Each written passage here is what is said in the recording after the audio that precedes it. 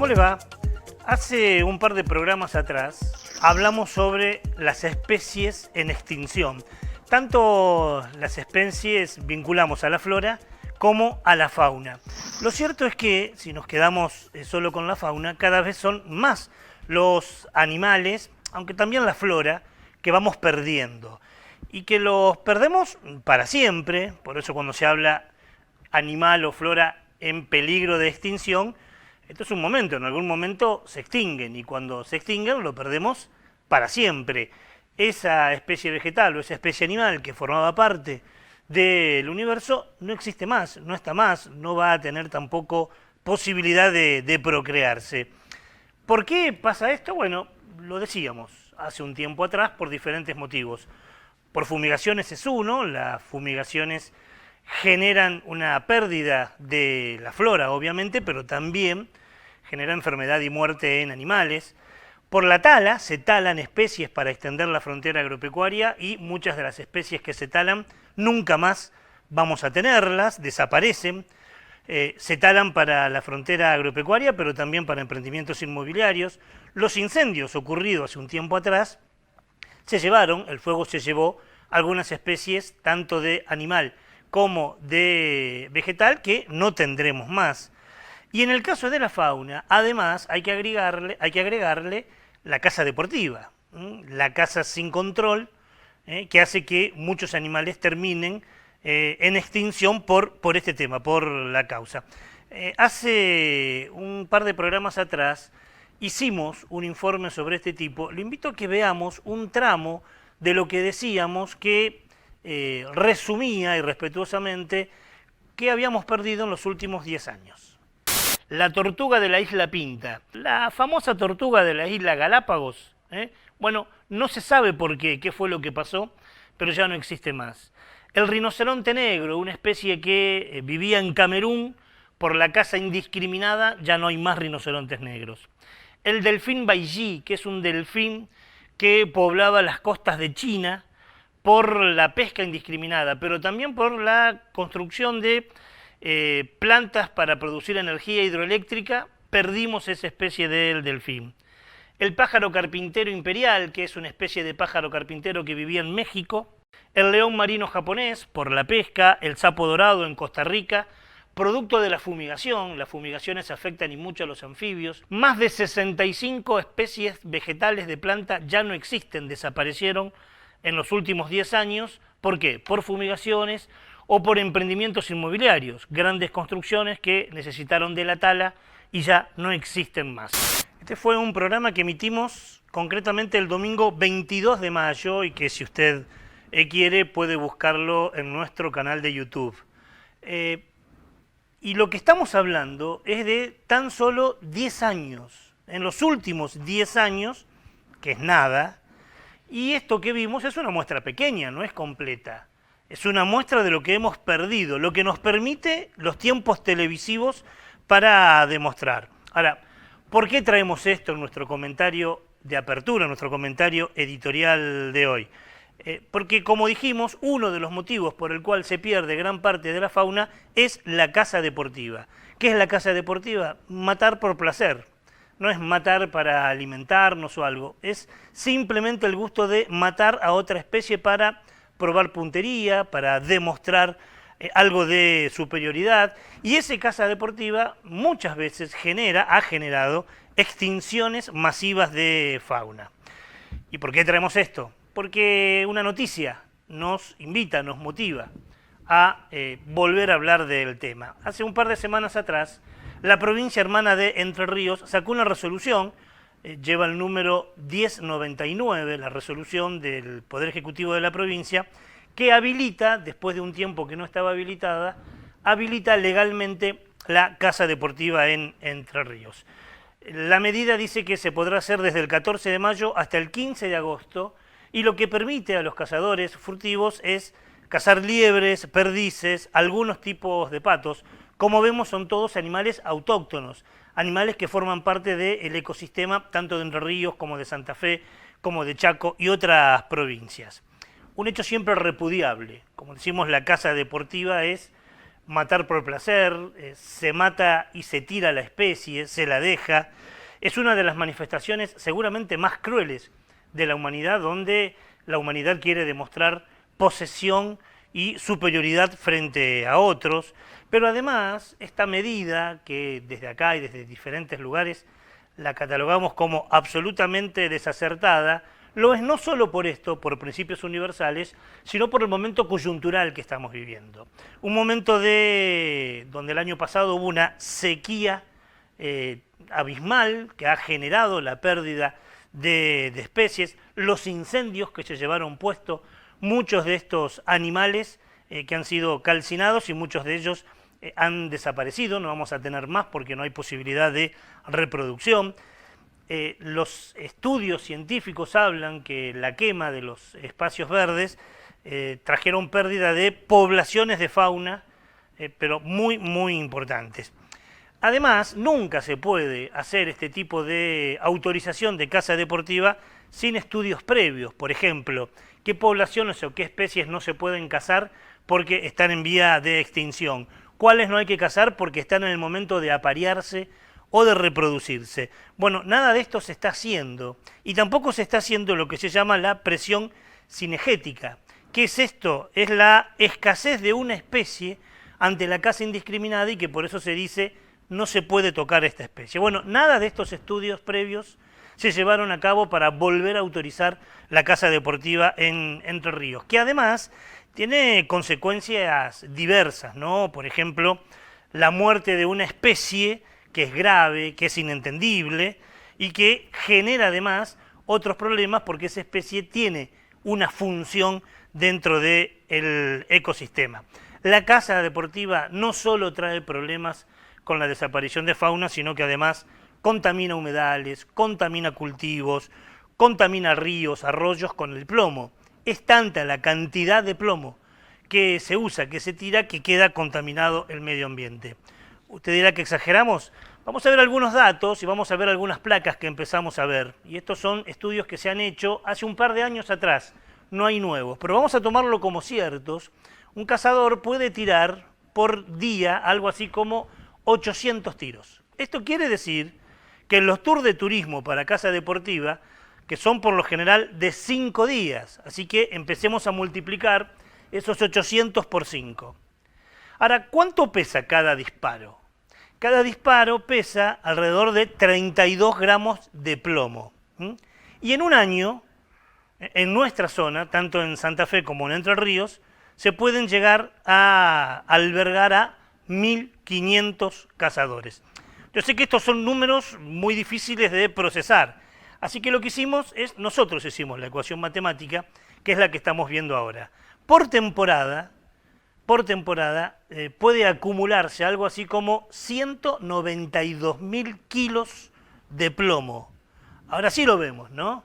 En tan solo una temporada, de mayo a agosto, que es lo que permitió, por ejemplo, la provincia de Entre Ríos, se pueden acumular, si quiere hacerlo más gráfico todavía, 192 toneladas de plomo. ¿Dónde termina eso?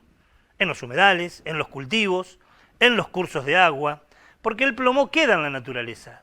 El plomo puede quedar de 100 a 300 años, no se degrada tan fácilmente. Piensa entonces 192 toneladas acumuladas en nuestro ecosistema, que es tan solo una temporada, entre 100 a 300 años. Una sustancia, el plomo, que además es mortal para las especies nativas nuestras, como lo es el pato.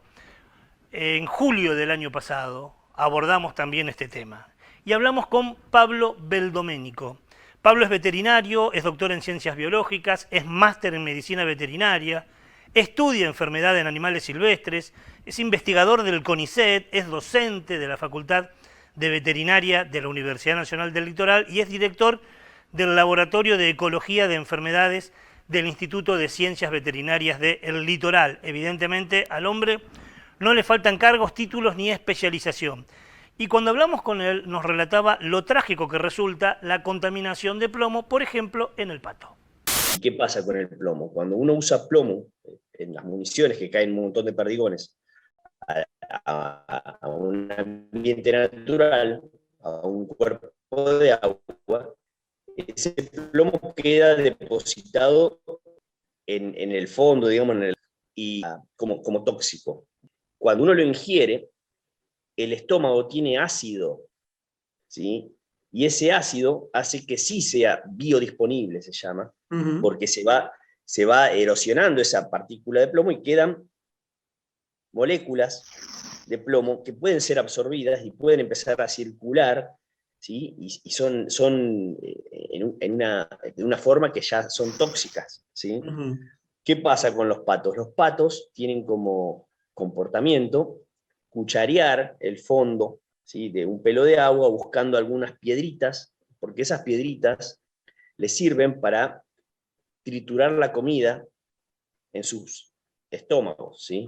Entonces, en su comportamiento de ingerir piedritas del fondo para que le ayuden a triturar el alimento y hacer luego la digestión, ingieren también las municiones de plomo. Y a partir de ahí ingieren esos perdigones, y esos perdigones en los estómagos del pato, por el ácido, se van desintegrando y el pato lo absorbe y pasa a su cuerpo, ¿sí? Empieza a distribuirse, y eso es tóxico, ¿sí? Eso es tóxico para el pato, produce mortandades que han sido documentadas en varios lugares del mundo, en gran medida, pero es muy difícil documentarlas porque el pato intoxicado por plomo se esconde. Entonces sufre un síndrome con algunos signos neurológicos, entonces tiene fotofobia, se esconde, se recluye y es difícil encontrarlo. Queda claro, ¿no? Afecta a todo. Afecta a los cursos de agua, los cultivos, la fauna. No es solo la matanza, que ya es un hecho grave, sino todo lo que genera como consecuencia. Y por esa razón, si usted quiere comprobar esto y googlea, va a ver que en el mundo cada vez son menos frecuentes estos tipos de permisos. Ya no hay permisos en otras partes del mundo para este tipo de caza deportiva. Acá en la costa santafesina se hace mucho, en San Javier y en toda la parte de la costa santafesina vienen turistas no solo de Argentina, sino también del extranjero, y también se hace en Entre Ríos, y mientras en otros lados del mundo se prohíbe, aquí lo fomentamos. A ver, habitantes de otras partes del mundo que no pueden hacer esto en sus países, vienen y lo hacen aquí en nuestro país. Y por eso, organizaciones ambientalistas entrerrianas están divulgando un video donde se informa lo perjudicial de esta medida. Nos lo mandaron, lo agradecemos y nosotros lo compartimos con ustedes.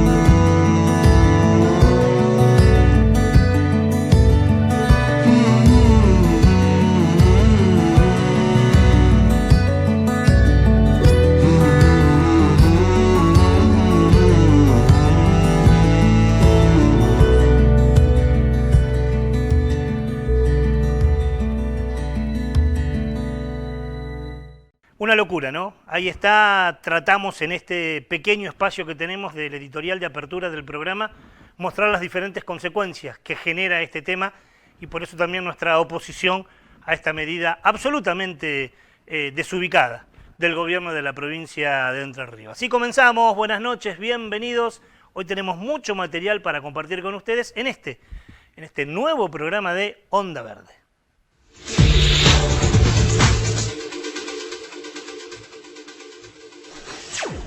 Muy loco, ¿no? Muy loco lo que muchas veces tenemos que ver y que uno no puede comprender, cómo algunas cosas se siguen haciendo, cómo insistimos en perjudicar nuestra única casa, la que habitamos, y en este caso no hay ni siquiera una excusa de, lo hacemos por la producción, lo hacemos para vivir mejor, lo hacemos porque necesitamos de darle de comer al mundo, por confort. Este es nada más que por placer, matar a una especie viva por placer y todo lo que genera el acto de la matanza y también luego las consecuencias.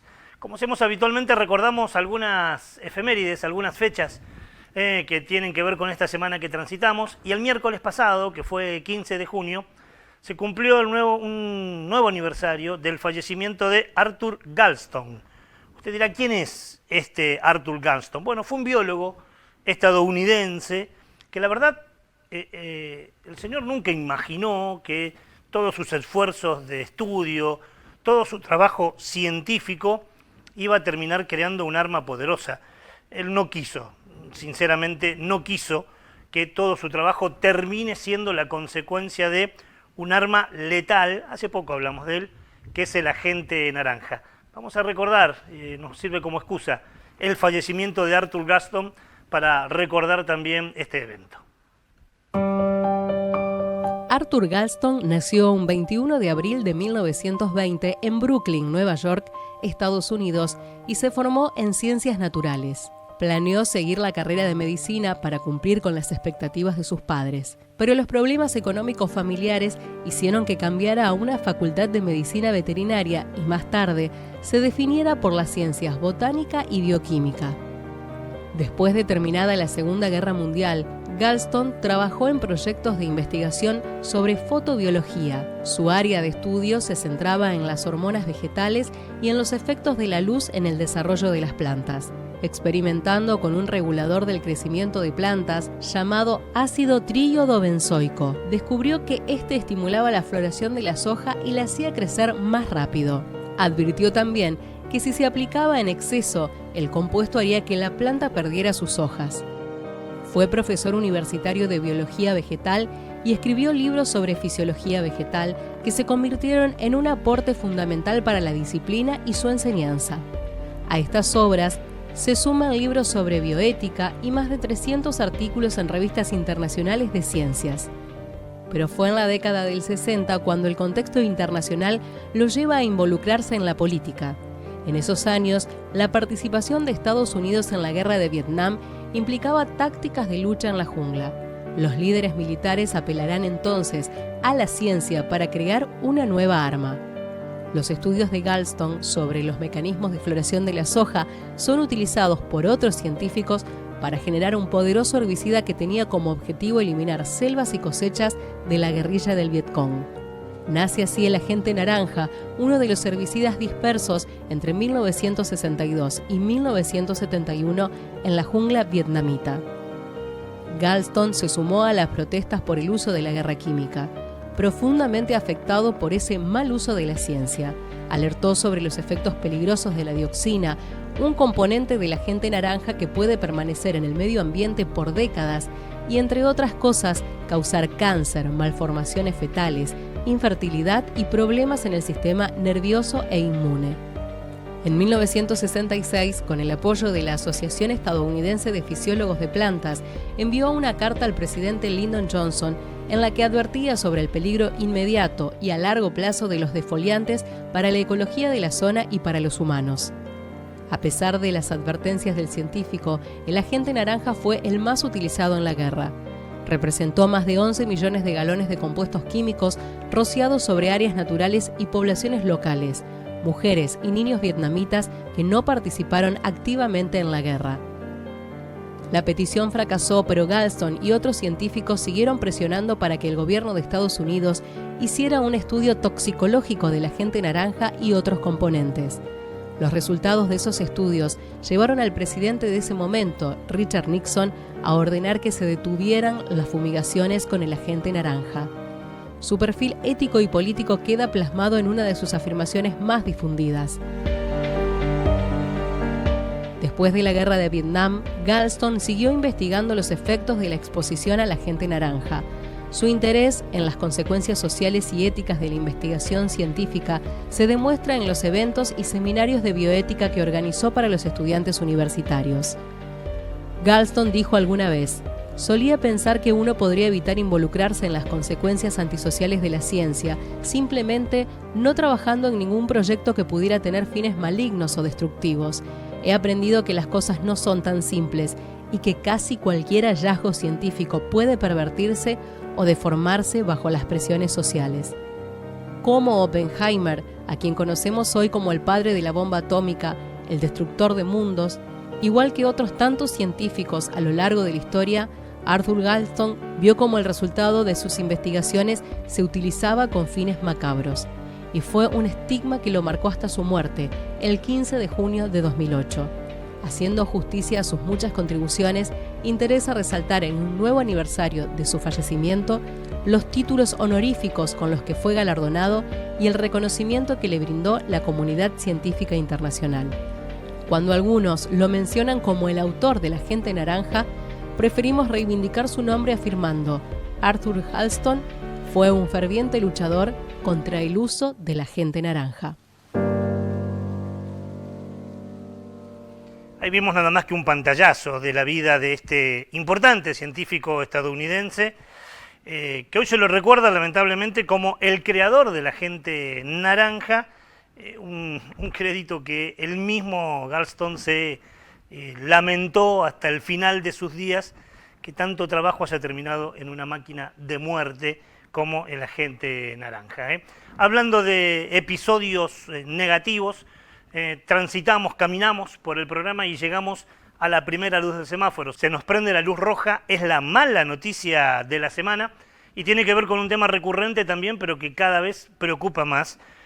Siempre hablamos de la cantidad de plástico, de microplástico que aparece en los cursos de agua. Nunca hubiéramos pensado o imaginado que en zonas donde no hay poblaciones, donde la gente no anda con una botellita de agua plástica y la tira al río, o donde no hay consumos de shopping o de grandes mercados, se iba a encontrar plástico. ¿Saben dónde encontraron plástico? En la Antártida. Es la noticia que hoy nos ubica y nos introduce en la luz roja de nuestro semáforo. Pequeñas partículas de plástico fueron recolectadas en 19 distintos sitios de prueba del continente antártico. Los científicos neozelandeses encargados de la investigación suponen que estos materiales fueron trasladados por las corrientes de aire durante miles y miles de kilómetros. Se halló un promedio de 29 partículas microplásticas por cada litro de muestra de nieve derretida. En total, se identificaron 13 tipos de plásticos, entre los que más abunda el PET, muy empleado en botellas de bebidas e indumentaria. El hallazgo desata alarmas a nivel mundial por el temor a que este tipo de contaminación se haya extendido hacia las partes más distantes del mundo y sobre todo en zonas donde no hay contacto con humanos, lo que representa una amenaza para cualquier otro territorio semejante en el planeta. En la Antártida, bueno, esto tiene que ver con esa vieja metáfora o aquel viejo adelanto de un sociólogo de la comunicación que era Marshall McLuhan, que hablaba de la aldea global, pero él hablaba de las comunicaciones, de cómo podíamos acercar el mundo a partir de la comunicación. Lamentablemente, también acercamos el mundo por la contaminación.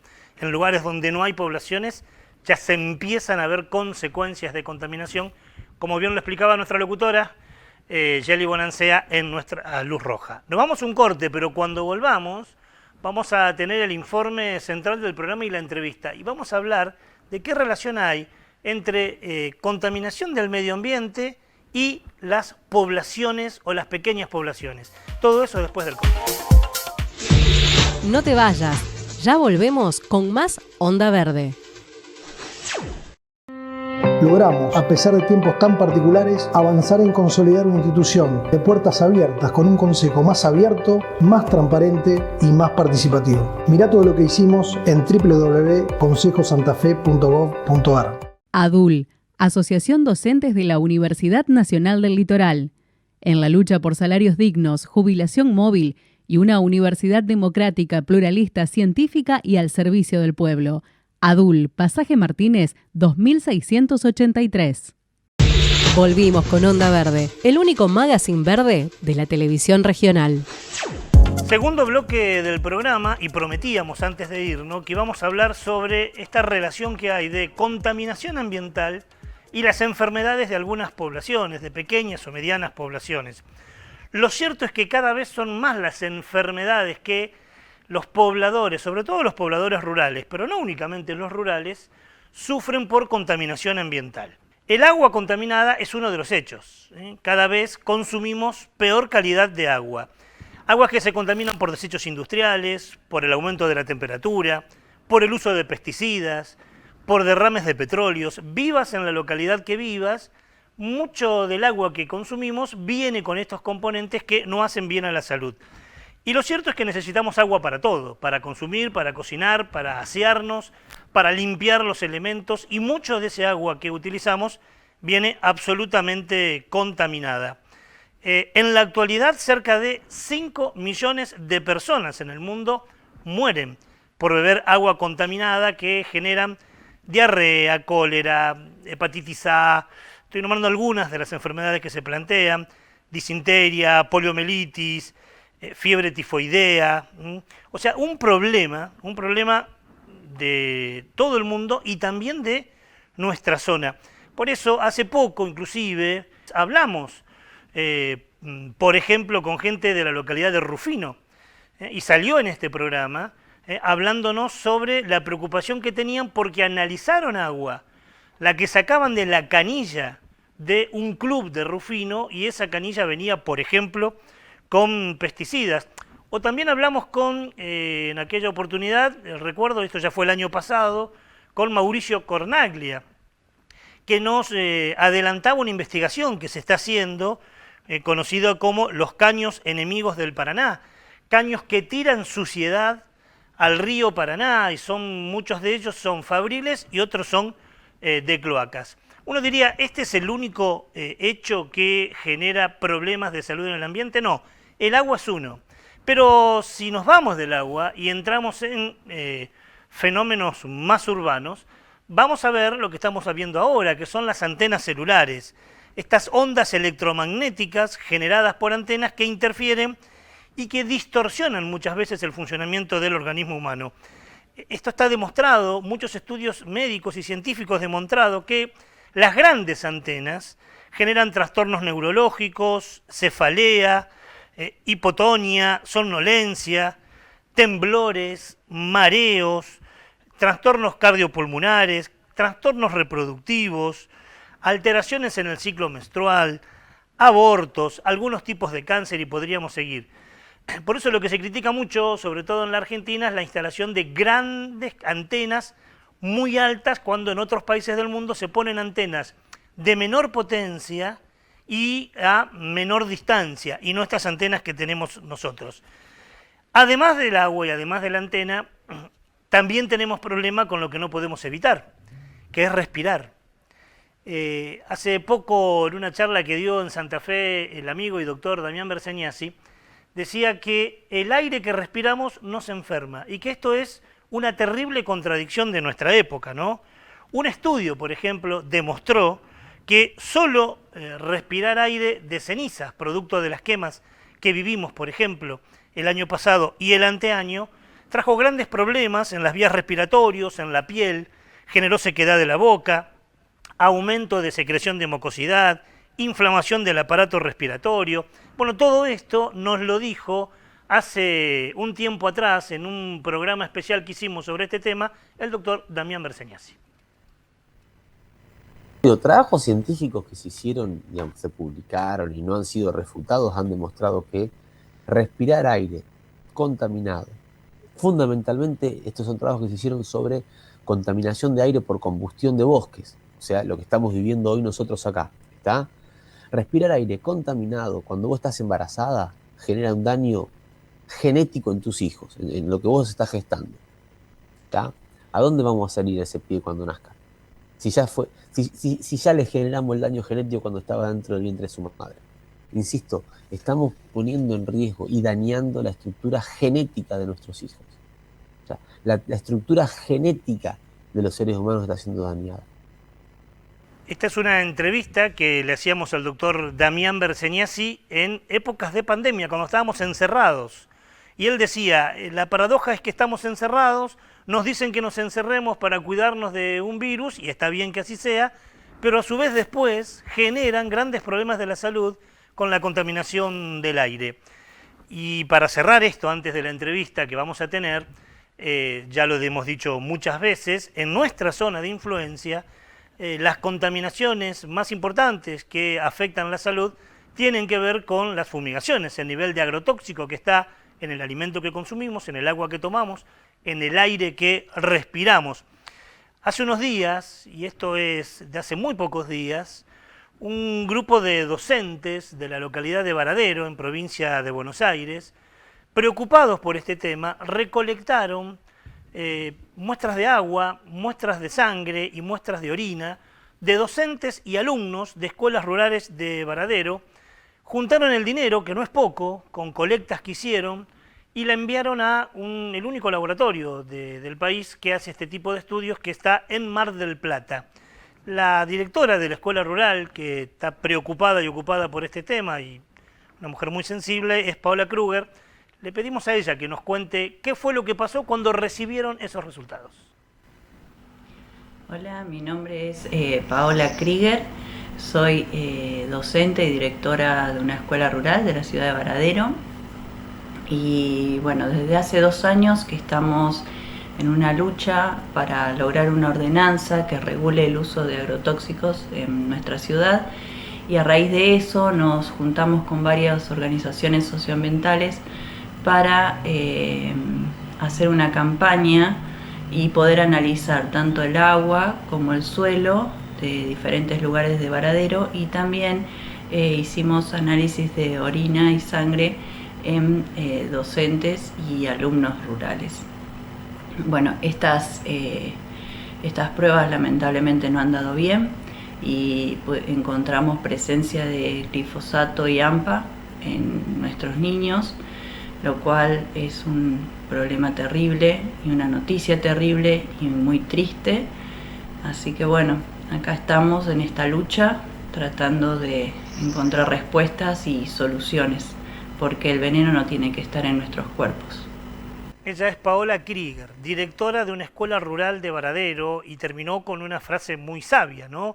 Parece muy sencilla, pero muy sabia. El veneno no tiene que estar en nuestros cuerpos, pero ya está, en docentes y en alumnos. Está claro que muchas comunidades educativas rurales están preocupadas por la salud de esas localidades y su relación, sobre todo con los emprendimientos productivos de la zona. Uno de ellos son amigos del sur de la provincia. Ellos se autopresentan como la asamblea de la 18, de la ruta 18, y está del otro lado de la línea, y mucho le agradezco que nos dé este tiempo para poder charlar y para que nos expliquen qué están haciendo, Gustavo Ludueña, que es integrante justamente de esta asamblea. Hola Gustavo, ¿cómo te va? Buenas noches. Hola, ¿qué tal? Buenas noches, Ricardo. Muy bien, y bueno, gracias a usted por el contacto, que es muy importante. Para nosotros un gustazo, y te estamos convocando porque están haciendo un censo, pero antes, explícanos resumidamente o explicar a la gente qué es la asamblea de la 18, como ustedes la llaman. Bueno, sí, es una asamblea que surge hará un poco más de 3 años, justamente porque nos atraviesa como localidades la ruta provincial número 18, que nace en el sur de la ciudad de Rosario y llega hasta el límite con la provincia de Buenos Aires, llegando hasta Pergamino, y bueno, y atraviesa entre muchas localidades, son 5 en donde nos autoconvocamos como vecinas y vecinos contra los agrotóxicos, que son Alvear, Álvarez, Piñero, Villa Amelia y Coronel Domínguez. Y es a partir de esta problemática que vos bien planteabas del tema de la fumigación y agrotóxico que empezamos a activar y a exigir a las distintas comunas que regulen una ordenanza acorde con la situación de salud que se está viviendo. Y ahora están haciendo una especie de, corregime, censo, encuesta. ¿Qué es lo que están haciendo? Mira, esto surge a partir de unas compañeras que pertenecen a la asamblea, que una de ellas está todo lo que se refiere a estadística. Y bueno, en una de las asambleas que nos juntamos cada 15 días surgió la idea de, tomando algunas experiencias, ¿no? Desde la Madre de Ituzaingó en Córdoba a otras, de salir a recorrer los distintos barrios, las distintas localidades, para hacer una entrevista sanitaria. Ese es el nombre específico que le hemos puesto. Más que nada porque, bueno, aborda la problemática de salud que hay en la zona. Y si bien toda coincide con la situación de las fumigaciones, obviamente como para tener un acceso más a las familias, para que podamos llegar a la entrevista, se aborda varias preguntas, no solamente específicas de las fumigaciones, sino también de otras variantes que pueden generar algún problema de salud. Y este fue el objetivo, ¿no? O sea, ahí yo escuchando a esta directora de Varadero y también ahí lo que planteaba Damián, esta cuestión que todo el tiempo tenemos que estar demostrando que son venenos, que los poderes políticos de turno, por lo menos en lo que refiere a las comunas en la que estamos, no miran para otro lado, porque están las evidencias, estamos hablando de pueblos que están entre los 3.000 y 6.000 habitantes, en donde los índices de cáncer, por nombrar una de las enfermedades, son altísimos. Entonces, bueno, decidimos partir con estas entrevistas sanitarias, las cuales te puedo decir que son durísimas. Justamente anteayer, hicimos una y bueno, salís partido porque, bueno, son relatos de personas que tienen la vida prácticamente deshecha, ¿no? Te iba a preguntar eso, yo sé que todavía no terminaron, que están en desarrollo, que faltan casas por visitar, que la entrevista es anónima, inclusive para resguardar a cada integrante que, de alguna manera, se desnuda ante ustedes y le dice qué les pasa, es algo privado, pero que a su vez quieren hacer público. Pero digo, en lo que van haciendo, ¿qué me podés adelantar que hayan encontrado ya?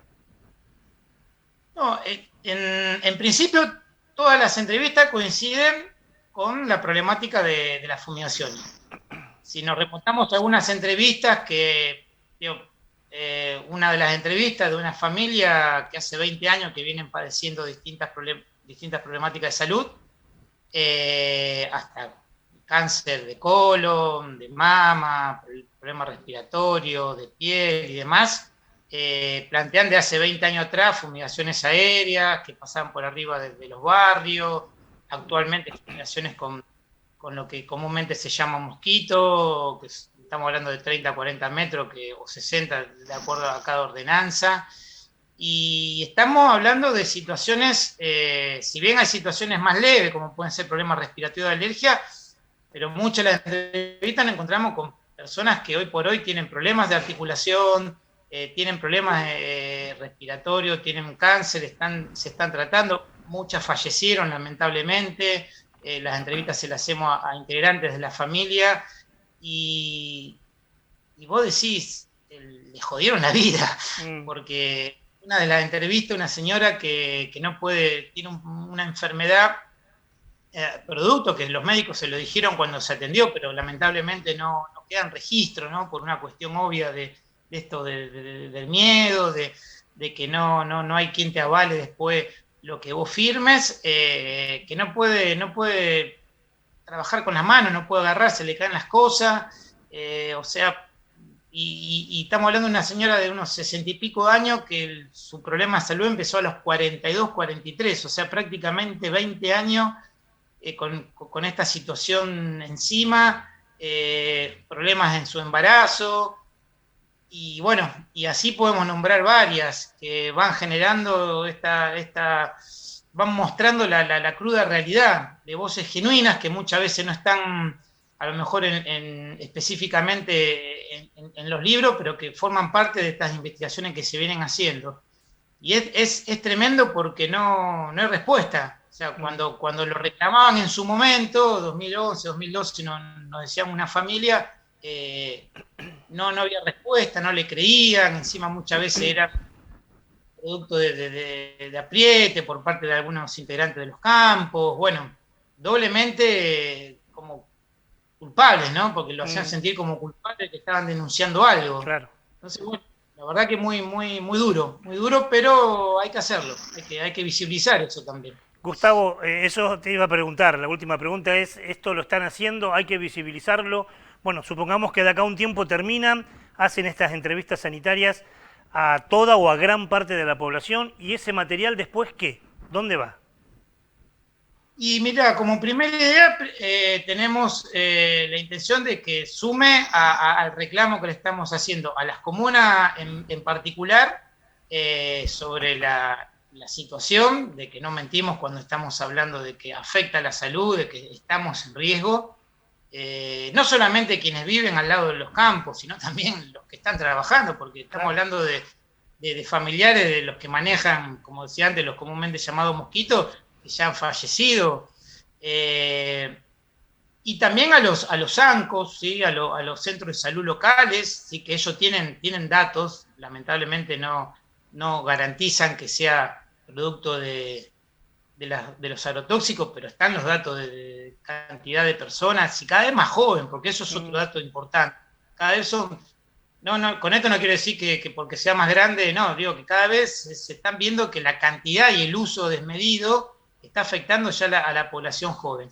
Y por otro lado, también colectivamente, con un montón de localidades que también integran la multisectorial Paren de Fumigarnos, que están reclamando por una legislación a nivel provincial de una verdadera ley que proteja la salud y el ambiente. Entonces me parece que en una primera instancia lo hemos pensado desde ese lugar, de visibilizarlo, pero netamente de decisión política de las comunas y de la legislatura, de que una vez por todas no miren más para otro lado, no miren solamente lo económico, sino también un montón de personas que no solamente han perdido la vida, porque también hay que aclarar que las enfermedades la padece aquella persona y la sufre, pero también modifica todo el contexto familiar. Claro. Una persona enferma te cambia la vida, no solamente a la persona, sino también a todo el entorno, pareja, hijos, bueno, en fin. Y ni hablar si esa persona fallece y queda ese dolor y esa impotencia y esa injusticia que no se puede recomponer. Vamos a estar atentos a que ustedes terminen estas entrevistas sanitarias, que finalicen el trabajo, y seguramente cuando la terminen y tengan ya datos concretos, cuantitativos, vamos a volver a comunicarnos para que nos los diga. ¿Te parece, Gustavo? Con mucho gusto, Ricardo, estaremos atentos y estaremos en comunicación para que ustedes estén al tanto de cómo viene todo este gran trabajo que se está haciendo de la 18. Te agradezco por el laburo, te agradezco por el tiempo, te mando un abrazo grande a la distancia. Ya nos veremos para darnos personalmente ese abrazo, y gracias por esta entrevista. Seguro que nos veremos, un abrazo para ustedes y gracias a usted porque es importantísimo la labor que hacen, es parte también de esta lucha gigantesca que llevan adelante y que dejan también que podamos expresarnos, y no es poco. Un abrazo grandote para todos ustedes. Abrazo. Gustavo Ludueñas, él no lo dijo, Gustavo estuvo muy enfermo, producto de las fumigaciones, y por eso dice con sabiduría y con conocimiento cuánto afecta eso también a las familias. Y en un momento decía que es fundamental este trabajo también para volver a insistir en la legislatura, que salga una ley que regule las fumigaciones. Se presentó este año, por séptima vez, se presenta un proyecto que una sola vez fue discutido, las otras 6 veces ni siquiera se discutió. Una vez se discutió, tuvo media sanción en la Cámara de Diputados y no se aprobó en senadores, y por lo tanto siempre pierde estado parlamentario. Hace 2 jueves, una mañana muy fría, allí en las escalinatas de legislatura, el diputado Carlos Del Frade, que es quien presenta este proyecto junto a algunos integrantes del colectivo Paren de Fumigarnos, hicieron una conferencia de prensa anunciando la nueva presentación. Allí estuvieron las cámaras de Veo y Carlos Manesi explicando la posibilidad de que los diputados y los senadores discutan y traten un proyecto que la comunidad le está pidiendo. En alguna oportunidad se juntaron más de 30.000 firmas para que discutan y traten un proyecto que lo único que está pidiendo es que se regule distancia, 1.500 metros del ejido urbano para fumigar, y prohibirla de manera aérea, porque se sabe que la deriva del viento lleva ese veneno a muchísimas otras poblaciones. Ojalá este año diputados y senadores traten y en lo posible aprueben este proyecto de ley. Se prende la segunda luz del semáforo, es la luz amarilla. Es un proyecto interesante, tiene que ver con la ciudad de Santa Fe y porque están proponiendo movilidad urbana sustentable. Y a partir de ahí, otras cosas muy interesantes, te lo contamos en la luz amarilla de hoy. Lo que se busca a través del urbanismo y la arquitectura experimental es repensar imaginarios y nuevos modelos de ciudad. La idea surge de la experiencia realizada en Barcelona, una ciudad modelo en materia de espacio público, que viene llevando adelante hace más de 5 años un plan de transformación urbana verde que incluye el modelo de supermanzanas. Este proyecto consiste en el establecimiento de zonas calmas, con prioridad peatonal y ciclista, un amplio programa de forestación, peatonalización de áreas céntricas y reducción de la siniestralidad vial por medio de una baja de las velocidades para vehículos motorizados. Se trata de una nueva forma de organización urbana que aporta soluciones a las principales disfunciones ligadas a la movilidad, a la vez que mejora la disponibilidad y calidad del espacio público para el peatón. Bueno, ojalá que este proyecto se transforme en realidad, sea un hecho concreto. Vamos a estar atentos también con un ojo puesto allí. Y con esta noticia nos vamos a un corte. Nos queda algo de material, no se vaya, ya volvemos. No te vayas, ya volvemos con más Onda Verde. La democracia se construye desde el diálogo y la participación. Cámara de Diputados de la provincia de Santa Fe. Una organización trabajando por todas y cada una de las 40.000 familias municipales de la provincia. FESTRAM, la fuerza organizada de los trabajadores municipales y comunales de la provincia de Santa Fe.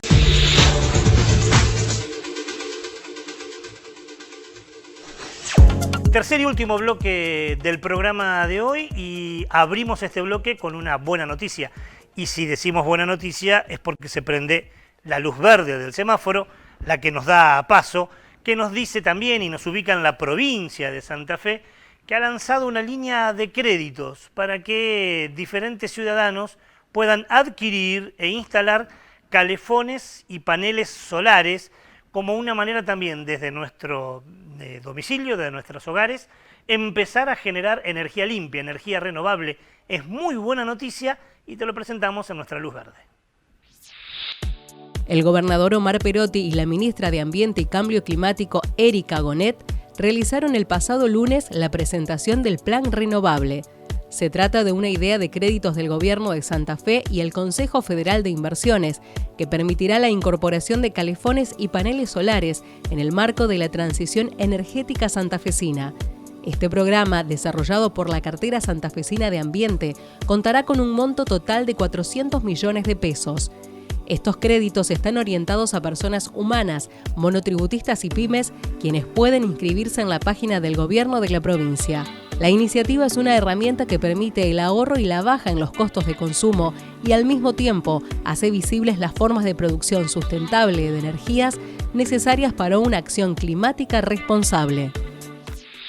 Interesante, ¿no? Interesante. Bueno, ahí aparece el enlace donde se puede entrar para poder solicitar ese crédito, estudiar y bueno, y empezar a generar energía limpia en nuestros hogares, poder tener calefacción o agua caliente sin tener que utilizar energía fósil, que sabemos es una de las causas que genera la crisis climática. Haríamos el programa hoy yéndonos a Entre Ríos con una mala noticia, esta resolución que permitía y que permite la caza de animales nativos en Entre Ríos. Decíamos que era una muy mala noticia, pero Entre Ríos también tiene lugares que nos invita a caminar, a pasear, a llenarnos los ojos de naturaleza. Y en nuestros recomendados de hoy nos vamos a El Palmar, allí en la provincia de Entre Ríos. El Parque Nacional El Palmar está ubicado en el centro-este de la provincia de Entre Ríos, en el departamento Colón, sobre la orilla derecha del río Uruguay y a menos de 200 kilómetros de la autovía nacional 15 General Artigas. Consta de un total de 8.203 hectáreas donde conviven palmares de la variedad Yatay, una especie autóctona que llega a vivir entre 200 y 400 años. Lo llamativo de su paisaje poblado de palmares, los bosques en galerías que pueblan las márgenes de los ríos y la abundancia de su fauna silvestre constituyen sus principales atractivos. Entre su fauna más destacable se encuentran loros, el jabalí europeo y el ciervo axis. El paisaje es de llanura plana y suavemente ondulada, con suelos muy variables. Los bosques xerófilos o semiserófilos despliegan un extenso y brillante paisaje para explorar. Los enormes pastizales que se encuentran íntimamente ligados con los palmares forman un ecosistema perfecto que brinda refugio y alimento a especies de reptiles como la yarará, las culebras y a pequeños roedores, gatos monteses y aves caminadoras. Otras especies típicas despliegan su belleza en los cielos cercanos al parque: carpinteros, cotorras y jacanas. El Parque Nacional El Palmar es una de las ofertas turísticas más visitadas en nuestro país y constituye una de las maravillas naturales de la región.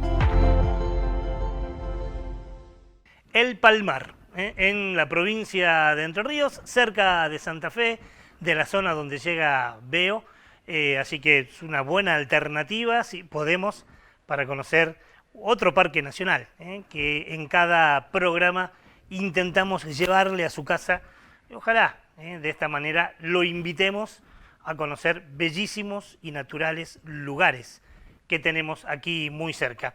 Y hablando de recomendados, hoy cuando le hacíamos la entrevista a Gustavo Ludeña, cuando hablábamos del proyecto que vuelve a presentarse por 7ª vez en legislatura, aparece nuevamente ese tópico que tanto nos preocupa, que son las fumigaciones. Así que lo que hoy traemos como recomendado cultural, eso para seguir viendo, para seguir pensando, es un documental donde la figura central es una docente, señera de esta lucha contra las fumigaciones, que ya falleció. Hablamos de la directora de la Escuela Rural número 11 de San Antonio de Areco, y que era la profesora Ana Zabaloy, que murió justamente de cáncer y a partir de haber sufrido como trabajadora de docente rural las fumigaciones. El 8 de junio se cumplió un aniversario de su fallecimiento. Hay un documental muy interesante que relata una parte de su vida y eso queremos invitarlo a que lo vea hoy. Es difícil, pero creo que vale la pena hacer ese trabajo, totalmente, me parece que es fructífero. Y hay que instalar esta temática en los proyectos institucionales de las escuelas rurales, ¿no? De todas, pero bueno, de las rurales más. Es como que no puedes hablar de la germinación del poroto cuando afuera, por la ventana, ves cómo el campo queda devastado y los chicos lo ven y te lo dicen, ¿no? La red Docentes por la Vida tiene que ver con esto, con juntarnos las docentes de la provincia de Buenos Aires, que en general estamos solas en cada uno de nuestros pueblos, las que denunciamos. Algunas tienen la suerte de tener alguna asamblea, ¿no?, ambientalista que las apoya, y poder sumarnos a denunciar esta situación, a trabajar en nuestras comunidades, a alzar la voz frente a la Dirección General de Escuela, a los gremios. Yo creo que las redes del trabajo en comunidad es súper importante, ¿no?, en todo. Y bueno, en eso también aspiramos a que la red se fortalezca y haga fuerza.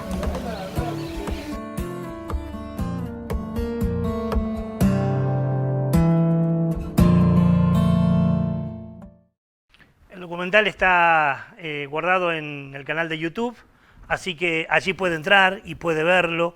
Si es que no la conoce a Ana y quiere conocerla, si es que la conoce y quiere profundizar, se puede ver, y por eso traemos una parte, un tramo, para que lo motive o la motive, ojalá, a poder seguir reflexionando sobre este tema. Nos tenemos que ir, ya se nos termina el programa y nos vamos, como siempre, con un tema musical. Y lo unimos con el inicio, con la génesis del programa de hoy. En el editorial hablábamos de esa locura de la humanidad de querer sobreponerse, de sentirse superior, matando a otras especies. Ahora, juguemos un ratito.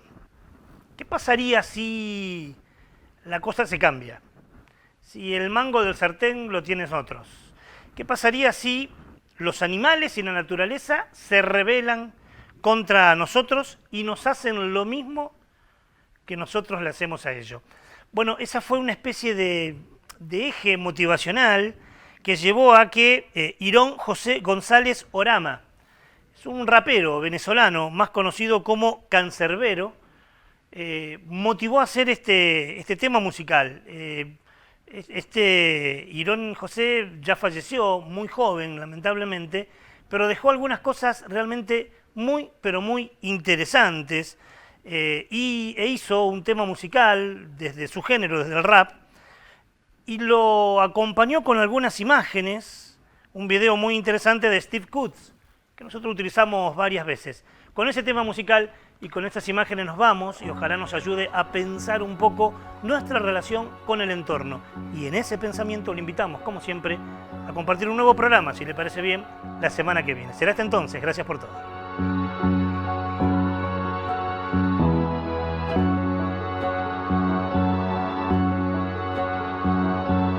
Extra, extra, se reveló la naturaleza. Animales tienen a cazadores de presas. Osos, cocodrilos y otras especies violentas matan gente para usar su piel en una cruel empresa. Lo dicen los medios y la gente lo comenta. Osos con alfombras de humanos para sus cuevas. Cráneos de hombres disecados, los venados pegan en paredes de bares que solo animales frecuentan. Animales escapan del zoológico hartos, encerrando en jaulas a políticos nefastos. El señor lagarto viste un sombrero muy alto, hecho con piel de humanos cazados en la jungla de asfalto. Árboles se levantaron de la tierra espesa, donde clavaron a los humanos de cabeza, que después con una sierra eléctrica cortaron y usaron sus cadáveres para fabricar mesas. Solo cuando el último río está envenenado, cuando el último pez ya esté pescado, cuando el último árbol se desplome, será entonces cuando noten que el dinero no se come. Solo cuando el último río está envenenado, cuando el último pez ya esté pescado, cuando el último árbol se desplome, será entonces cuando noten que el dinero no se come. Extra, extra, la naturaleza nos invade. Los periódicos lo dicen, la gente lo sabe. Flora y fauna se organizaron y arrojaron contaminación letal al corazón de las ciudades. Muchos advirtieron lo que ninguno creyó, muchos comentaron lo que ninguno escuchó, que con máscaras de oxígeno del mar salieron miles de ballenas disparando al que les disparó. No, extra, extra, la naturaleza enfurecieron. Gritan las personas, salen todos los noticieros. Videos aficionados captaron peleas de humanos esclavos, de perros bravos que los rodean. Prendas de piel de mujer en cuerpos de culebra. Hombre apuñalado por toro que no da tregua. Seres humanos maltratados, amaestrados, ridiculizados en los actos del circo en la selva. Y solo cuando el último río está envenenado, cuando el último pez ya esté pescado, cuando el último árbol se desplome, será entonces cuando noten que el dinero no se come. Solo cuando el último río está envenenado, cuando el último pez ya esté pescado, cuando el último árbol se desplome, será entonces cuando noten que el dinero no se come. Animales extinguidos por el ser humano resucitan entre los muertos para cobrarnos años de inconsciencia, sin clemencia o negligencia de parte de seres que supuestamente piensan. Y continuando con la información, siguen sin descubrir otro planeta en apta condición para invadir y destruir, acelerando así la inevitable extinción. cuando Hasta cuando hasta cuando hasta cuando hasta cuando hasta cuando hasta cuando